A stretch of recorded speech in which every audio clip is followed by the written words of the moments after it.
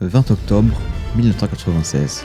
C'est la date de sortie de la toute première série de cartes Pokémon au Japon. Depuis, on en a eu plus d'une centaine, avec des cartes et styles graphiques se développant d'année en année. Après tout ce temps passé, il est clairement difficile pour un nouveau collectionneur de faire son entrée dans le monde du TCG Pokémon. C'est pourquoi je vous propose aujourd'hui un guide retraçant toutes les cartes Pokémon japonaises de ces dernières années. Pour être honnête avec vous, lorsque j'ai écrit cette vidéo, j'avais pour ambition de faire un guide partant du bloc Écarlate et Violette jusqu'au tout premier bloc Wizard. Sauf que plus le script avançait, plus je me rendais compte que la quantité d'informations était juste colossale et que comme pour vous que pour moi, cela aurait été bien trop compliqué. C'est pourquoi aujourd'hui on va s'attaquer seulement au bloc Écarlate et Violette. Et si ce style de vidéo vous plaît et que vous souhaitez une suite sur un autre bloc, n'hésitez pas à m'en faire part en commentaire, car certes, après avoir vu cette vidéo, vous n'aurez plus de soucis avec les cartes récentes. Je pense honnêtement que le bloc EV ne couvre même pas 10% de tout l'étendue du TCG Pokémon. Et ça serait dommage de s'arrêter là, alors qu'encore plein d'autres cartes exceptionnelles nous attendent. Enfin sur ce, cette parenthèse est beaucoup trop longue, et je vous propose qu'on s'attaque à ce magnifique bloc EV. Commencé le 20 janvier 2023 et actuellement toujours en cours, le bloc Écarlate et Violette est le plus récent du TCG Pokémon. On a actuellement 20 séries de sorties et une nouvelle qui est prévue pour le 24 janvier 2025. Dans le bloc EV, pour savoir la rareté d'une carte japonaise, c'est très simple. En regardant en bas à gauche de la carte, on peut apercevoir une ou des lettres qui sont l'abréviation de la rareté de la carte en question. Les lettres les plus courantes sont le C de commune, le U de peu commune et le R de rare. Ces trois raretés sont les plus fréquentes et présentes dans quasiment toutes les séries Pokémon. A noter que c'est à partir de la rareté rare que les premiers effets holographiques débarquent. En dessous de cette rareté, aucune carte ne brillera. Au-dessus des cartes rares, nous avons les cartes doubles rares qui sont abréviées par deux lettres R. Dans le bloc Écarlate et Violette, les doubles rares correspondent généralement à des cartes X classiques. Donc là on commence à être sur des cartes qui sont assez jolies et très fortes dans le jeu.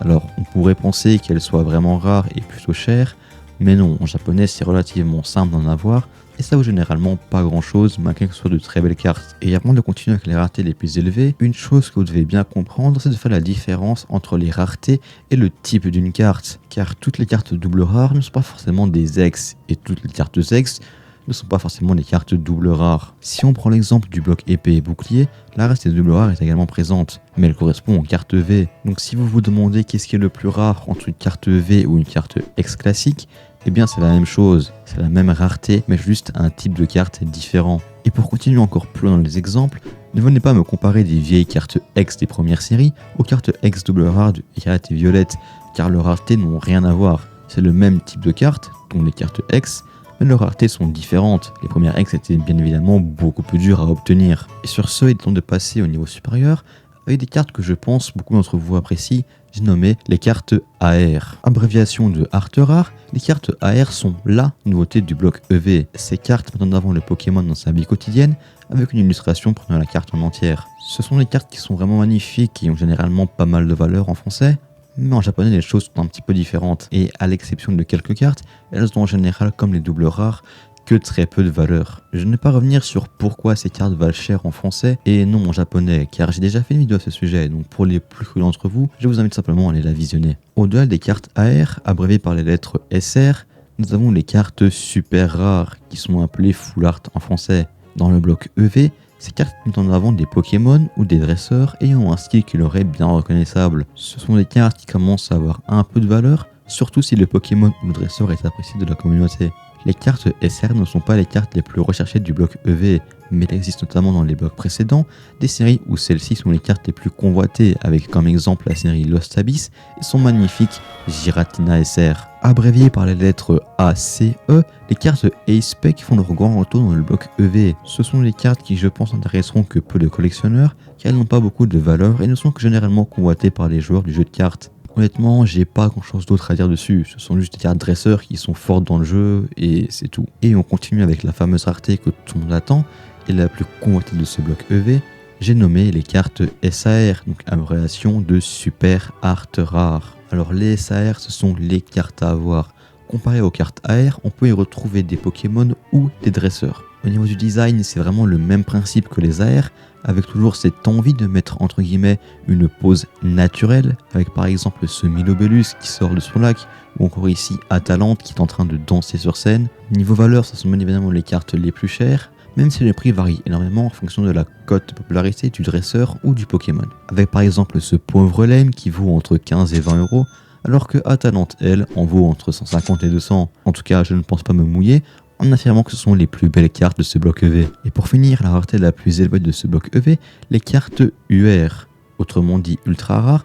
Les cartes UR, c'est un petit peu spécial car ce sont les cartes les plus rares, mais pour autant ne sont pas forcément les plus convoitées. Le problème vient de l'esthétique de la carte, car c'est juste une version dorée des cartes SR. Avec un taux de drop ridicule et finalement un design pas très inspiré, les cartes UR ne valent généralement qu'un petit peu plus que les cartes SR. C'est vraiment dommage que Pokémon Company ne décide pas de retravailler cette rareté, car elle a un énorme potentiel. On a pu le voir dans la série V-Star Universe, où les cartes UR ont beaucoup de valeur, car c'est la seule à posséder des cartes UR avec un design bien plus travaillé et surtout différent des cartes SR. Enfin, pour revenir rapidement aux cartes AR et SAR, leur première apparition a en fait été dans la série V-Star Universe, la toute dernière série du bloc épée et bouclier. Cependant, c'est vraiment à partir du bloc EV qu'elles ont été démocratisées. Donc pour moi, je pense qu'il est légitime de lui attribuer ce mérite, mais en soi, les personnes qui vous diront que ces raretés proviennent du bloc épée et bouclier n'ont pas forcément tort. Bon, maintenant que l'on a vu les 9 raretés les plus récurrentes, je pense pouvoir affirmer que les cartes japonaises n'ont plus de secret pour vous. Cependant, pour ceux qui souhaiteraient aller encore un petit peu plus loin, cette vidéo n'est pas finie car il me reste encore 2 raretés et 2 types de cartes qui sont un petit peu uniques. Je pense que tout le monde connaît les Pokémon Shiny. Ces fameux Pokémon qui ont une couleur différente ont également dans de très rares occasions le droit à avoir leur propre rareté. C'est le cas avec la série Shiny Treasure